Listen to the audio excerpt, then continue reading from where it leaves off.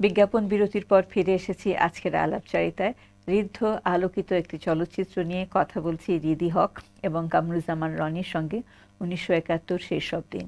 বিজ্ঞাপন বিরতিতে যাবার আগে প্রশ্ন ছিল রিদি হকের কাছে এবং কামরুজ্জামান রনির কাছে যে তারা চলচ্চিত্রটিকে বাংলাদেশের পূর্ব পাকিস্তানের সেই সময়ের জীবনযাত্রাকে, জীবনধারাকে, অনুভূতিকে তারা এত কমপ্লেক্স একটি সময়ের মধ্যে দিয়ে আমরা গেছি, সেই সময়টিকে তারা একটি ক্যানভাসে কি করে তুলে ধরলেন সেই কথা নিয়ে কথা হচ্ছিল।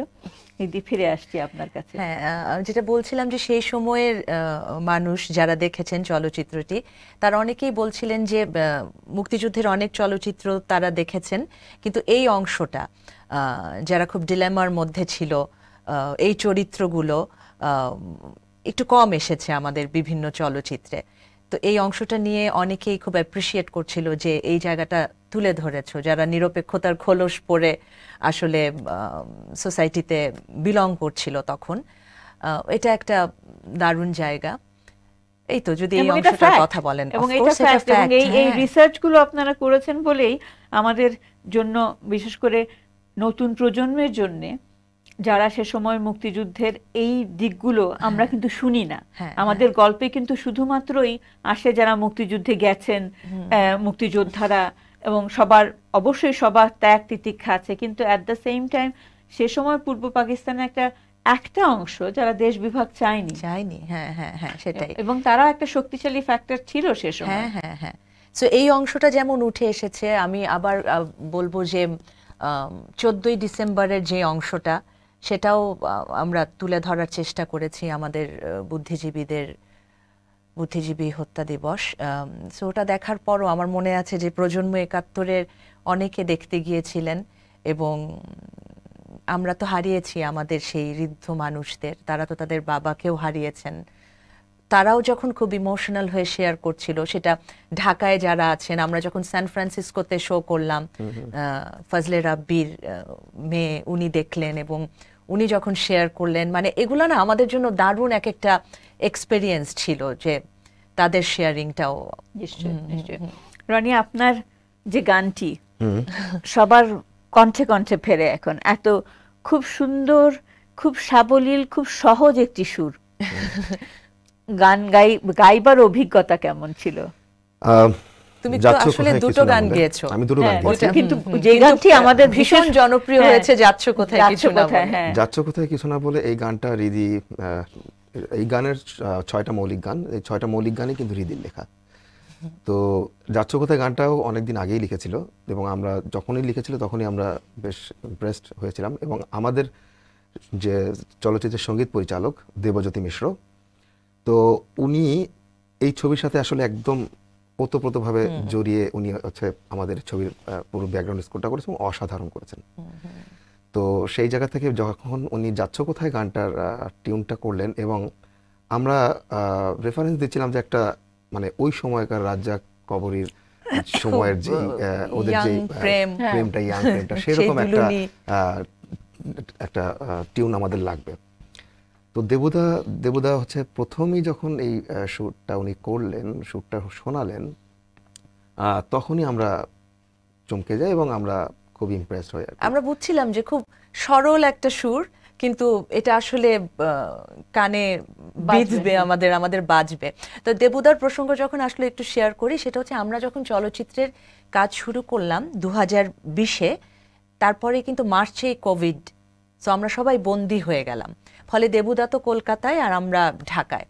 তো ওই সময়টা আমরা ফোনে কনফারেন্স করতাম, এবং আমার মনে আছে 1 ঘন্টা, 2 ঘন্টা, 3 ঘন্টা পেরিয়ে যাচ্ছে, আমরা ওই ভিডিও কলে দাদা সুর বাঁধছে একটু একটু করে।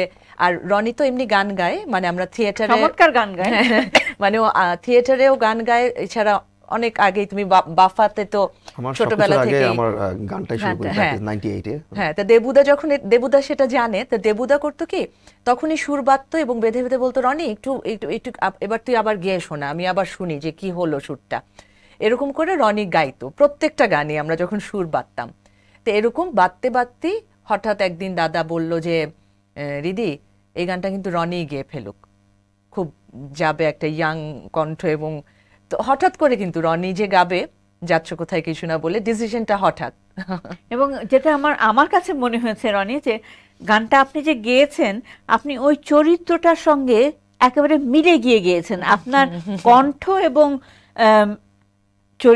ছবিতে যিনি অভিনয় করছেন, যে নায়ক ভূমিকায় করছেন, তার কিন্তু কোনো আমরা পার্থক্য করতে পারি না। কারণ সাধারণত আমরা যখন সিনেমার গান দেখি আমরা বুঝতে পারি যে একজন সঙ্গীত শিল্পী গাইছেন এবং নায়ক লিপ মিলাচ্ছেন বা কণ্ঠ দিচ্ছেন সেখানে। কিন্তু আপনার গায়ক, আপনি বোধহয় যেহেতু চলচ্চিত্র, এখন যেহেতু আমি গল্পটা বুঝতে পারছি যে আপনারা দুজনে কিভাবে এত ওতপ্রোতভাবে জড়িত, সেজন্যই বোধহয় আপনি যখন গেয়েছেন আপনার মনে হয়নি যে আপনি সঙ্গীত শিল্পী হিসেবে গেয়েছেন, মনে হয়েছে আপনি ওই চলচ্চিত্রের অংশ হিসেবে গানটি গেয়েছেন। রাইট। এটা যদি আমি ব্যাখ্যা দিই আপনাকে, তাহলে সেটা হচ্ছে আমরা আসলে যখন চিত্রনাট্যটা করি সিনেমার, ঠিক তখন আমরা আসলে ইমাজিনেশনে দেখেছিলাম যে কীরকম হবে।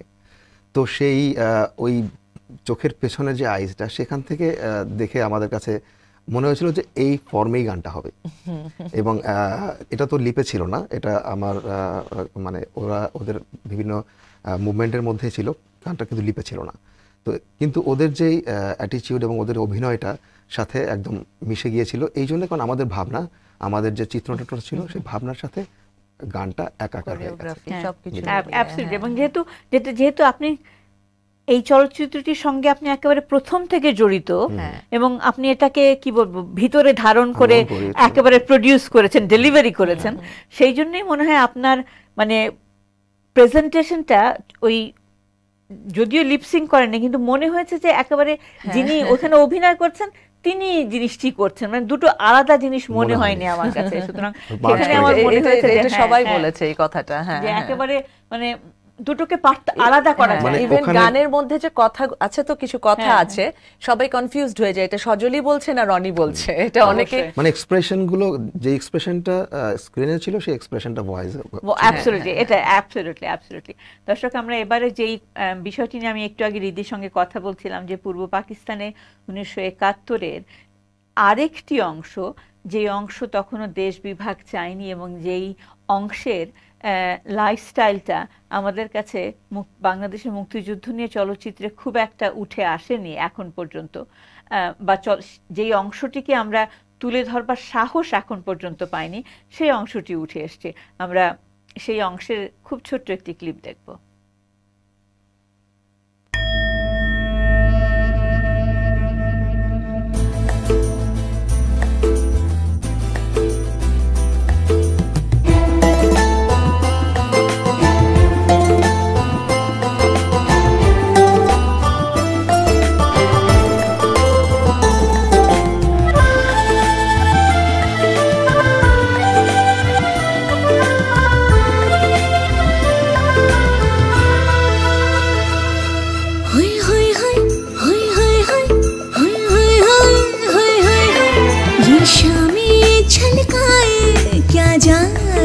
सनम झूमे है नजर, होश में हम कहाँ, होय होय होय होय होय होय होय होय होय होय, है रोशन सितारे जमीन पे यहाँ, ढूंढता है दिल कोई हम नवा, होय होय होय होय होय होय होय होय होय होय होय।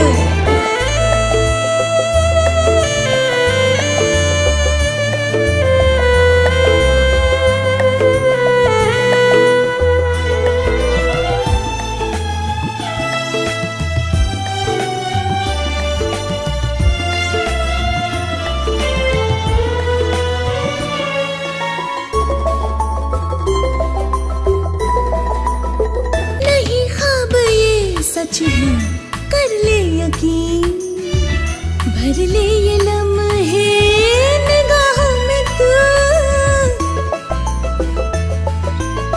मुलाकात के पल है बस यही, बीते कभी ना है ये आरज़ू, होय होय होय होय होय होय होय होय होय होय, लगता हसीन है ये सारा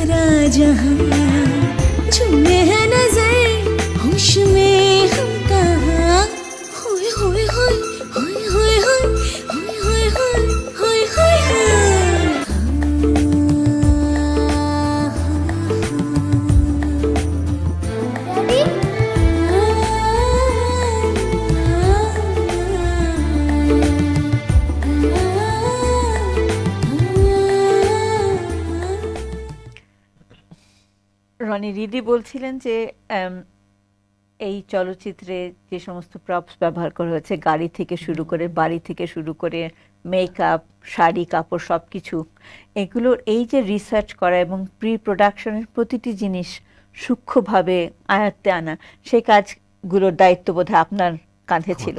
কতটা সহজ ছিল সেগুলো? আমরা গাড়িগুলো যে দেখলাম, এই ভক্সওয়াগন গাড়ি আমার মনে আছে, আপনাদের মনে নেই, কিন্তু এই ভক্সওয়াগন গাড়ি কোথায় পেলেন?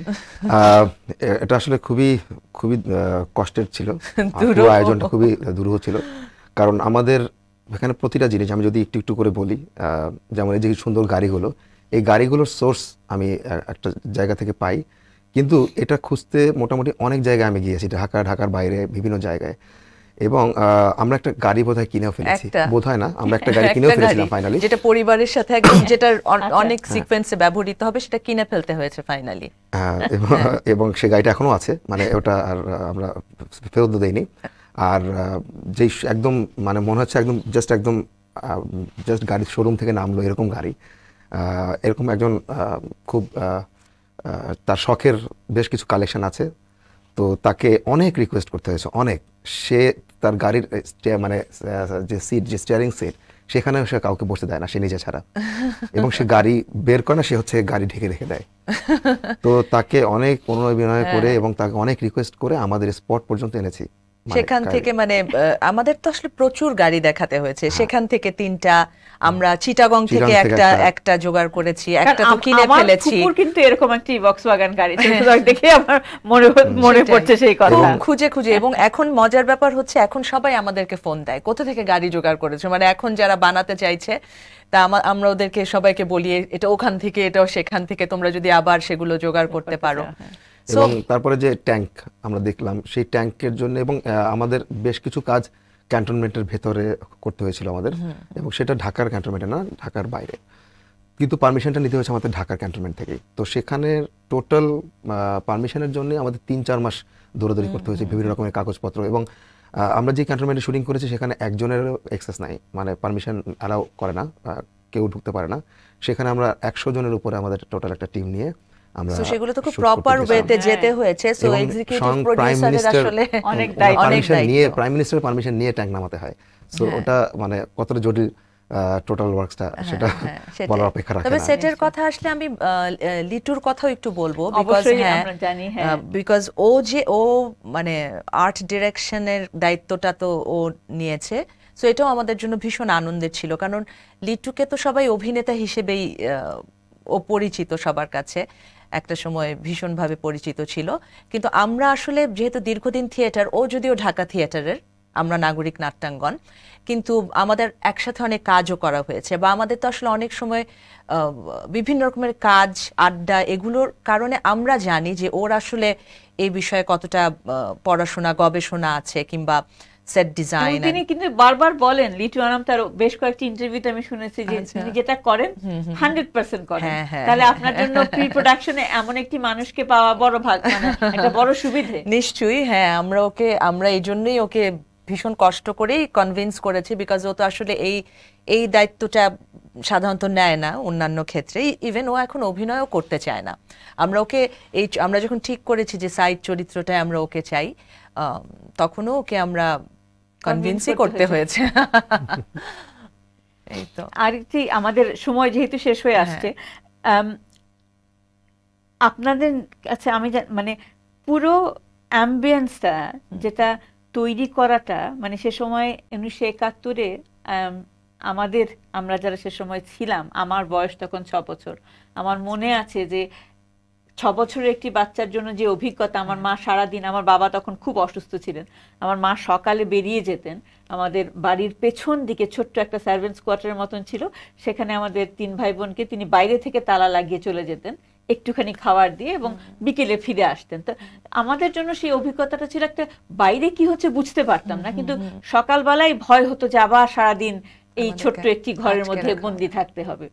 তো সেই অভিজ্ঞতাটা, মানে ওটা একটা ভয়াবহ একটা কি বলবো, একটা কালো রাত্রির মতন অভিজ্ঞতা। এখন অবশ্যই সেখান থেকে অনেক সরে এসেছি, আমরা এখন বড় হয়েছি, আরো বুঝতে শিখেছি যে একটা কঠিন সময়ের মধ্যে দিয়ে গেছি, কিন্তু এই চলচ্চিত্রের সেই আবহাওয়াটা আপনারা তৈরি করতে পেরেছেন। আমি যতটুকু ট্রেইলারে দেখেছি এবং কিছু কিছু অনেকের কাছ থেকে কিছু ফুটেজ দিয়ে দেখেছি, যে মনে হয়েছে যে যতক্ষণ ওই চলচ্চিত্রটুকু চলেছে যে মানুষকে আপনারা 1971-এ ফিরিয়ে নিয়ে গেছেন। আমারই মনে হচ্ছিল যে আমি সে সময় সেই 6 বছরের মেয়েটি আমি।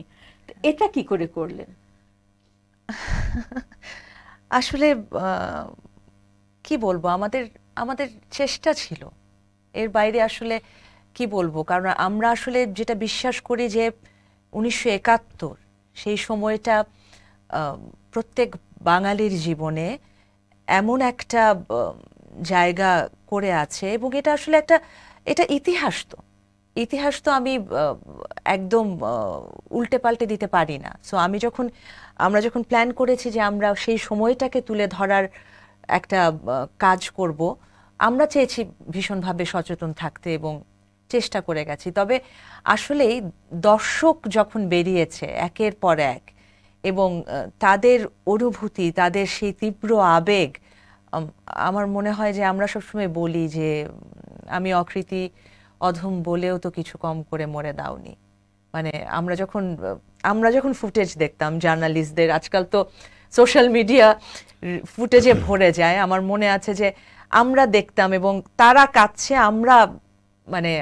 আমাদের পুরো শিভারিং হচ্ছে যে আসলে আমরা কি আসলে পেরেছি একটু করে ছুতে। তাহলে আমরা দেখছিলাম আবুল হায়াতের স্ত্রী, তিনি বলছিলেন যে রিদি কি করে এই অনুভূতিটুকু তুলে ধরলো যখন ধান ক্ষেতের আল দিয়ে দৌড়চ্ছেন। তিনি তার নিজের অভিজ্ঞতার কথা বলছেন যে বিপাশাকে নিয়ে তিনি দৌড়চ্ছেন, এবং যেটা আমরা রিলেট করতে পারি। কারণ আমার কাছে যেটা আমি বললাম যে আমার সকাল হলেই মনে হতো যে আবার আরেকটি দিন, বুঝতাম না 6 বছরের একটি বাচ্চা, শুধু সেই অন্ধকারটুকুই বুঝতাম যে সকাল থেকে বিকেল পর্যন্ত আবার সেই অন্ধকার ঘরে বসে থাকতে হবে। কিন্তু এই যে একটা দম বন্ধ করা একটা অনুভূতি, এটা আপনারা ওই চলচ্চিত্রে আনতে পেরেছেন। এবং আমার মনে হয় এখানেই 1971-এর সবচেয়ে বড় সার্থকতা, যে আপনারা দর্শককে, এখনকার প্রজন্মকে সহ আপনারা এবং যারা সে সময় ছিল তাদেরকে আবার 71-এ ফিরিয়ে নিয়ে গেছিলেন। এটা খুব ইম্পর্টেন্ট ছিল আপা, বিকজ আমি শুরুতে এখন মনে পড়ছে শুরুর কোয়েশ্চেনটা, সেটা হচ্ছে যে এটা খুব আনফর্চুনেট ছিল যে যখন আমরা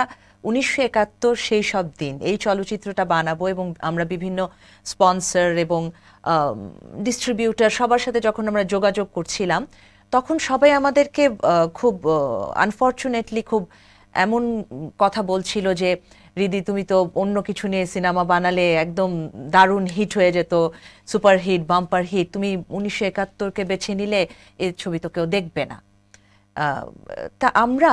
কিন্তু আমরা ডিমোরালাইজড হইনি। মানে আমাদের কেন জানি আমরা ভেবেছিলাম যে আমরা আসলে আমাদের টার্গেটও ছিল এটা, যে আমরা শুধু বানিয়ে সেটা রেখে দেব, কয়েকজন দেখবে, অনুদানের ছবি, তেমন যেন না হয়। আমরা দর্শকের কাছে পৌঁছতে চেয়েছিলাম। সো আমাদের যতটা ক্ষমতা ছিল, আমাদের অর্থ কম ছিল, কিন্তু আমরা আমাদের চেষ্টার কমতি করিনি। আমরা প্রমোশনের ক্ষেত্রেও যখন আমরা বুঝলাম যে আমরা বড় বড় এজেন্সিকে আসলে নেওয়া সম্ভব না, আমাদের ওই অর্থ নেই, সো আমরাই ভাবা শুরু করলাম যে ক্রিয়েটিভ ওয়েতে আমরা ব্যানার করেছিলাম, হ্যান্ড পেইন্ট ব্যানার, যেটা 70s বা 80s-এ হ্যান্ড পেইন্ট ব্যানার হতো, পরবর্তীতে এটা বন্ধ হয়ে যায়। তো আমরা ঠিক করলাম যে আমরা ওই তখন যারা আঁকতেন তাদেরকে আমরা নিয়ে আসলাম, 20 years পরে, এবং 20 বছর পর তারা সেরকম হাতে আঁকলেন, ব্যানার করলেন।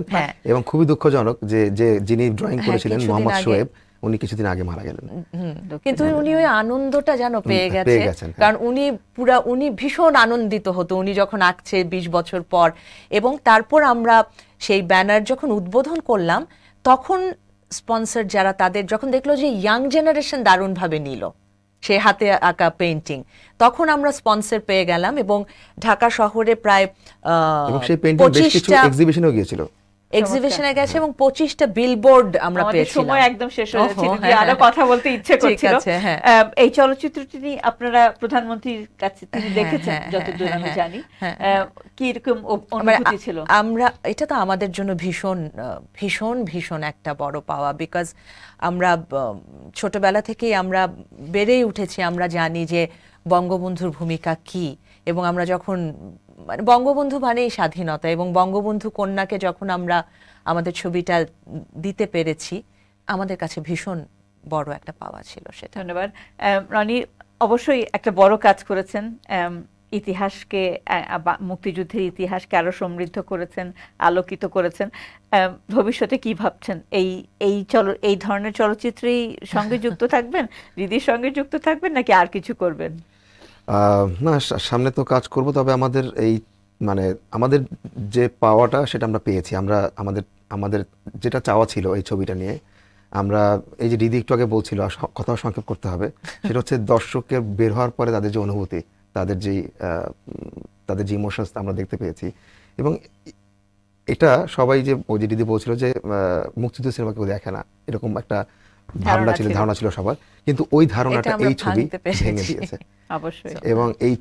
এবং এত ভালো ভালো অডিয়েন্স গেছে, এবং এরকমও অডিয়েন্স গেছে যারা গত 10 বছর 20 বছর ধরে তারা সিনেমা হলে যায় না, তারা গেছেন। সো আমরা বুঝতে পারি যে আমাদের দায়িত্ব খুব বেড়ে গেছে, কারণ পরবর্তী চলচ্চিত্র আমরা যে বিষয় নিয়েই কাজ করি, সো দর্শক নিজেরাই আপনাদের চ্যালেঞ্জ সেট করেছেন। সত্যি। সো যেন আমরা আসলে পারি কাজ করে যেতে, আমরা যেন দর্শকের যে অপার ভালোবাসা পেয়েছি সেটা যেন পরবর্তীতেও পেতে পারি, এটাই চাওয়া থাকবে আমাদের। অবশ্যই। দর্শক, খুব ভালো লাগলো তরুণ প্রজন্মের এই দুই আলোকিত মানুষের সঙ্গে গল্প করে, কথা বলে, এবং 1971 সেই সব দিন নিয়ে কিছুক্ষণ কথা হলো। আরো কথা বলবার অবশ্যই নিশ্চয়ই ভবিষ্যতে সুযোগ হবে। এবং এটিএন বাংলার পুরো পরিবারের পক্ষ থেকে, আমাদের যুক্তরাজ্যের দর্শকদের পক্ষ থেকে ধন্যবাদ জানাতে চাই রিদি হককে এবং কামরুজ্জামান রনিকে। তবে তাদের নিজেদের জন্য তারা আরো বড় চ্যালেঞ্জ সেট করেছেন। আগামীর যে ছবি তারা তৈরি করবেন, যে চলচ্চিত্র তারা তৈরি করবেন, সেখানেও যেন বাংলাদেশের কথা, মানুষের কথা, ভালোবাসার কথা, অনুভূতির কথা থাকে। অবশ্যই এই দাবি আমাদের থাকবে। অনেক অনেক ধন্যবাদ রিদি হক আপনাকে এবং কামরুজ্জামান রনি, আপনাদের দুজনকেই। এবং এই ধরনের আলোকিত চরিত্র, আলোকিত চলচ্চিত্র, ঋদ্ধ চলচ্চিত্র যেন আমরা ভবিষ্যতে দেখতে পাই এই দুই তরুণ প্রজন্মের পরিচালকদের কাছ থেকে। শুভরাত্রি। আগামী সোমবারের আলাপচারিতাতে একবার আমন্ত্রণ রইল।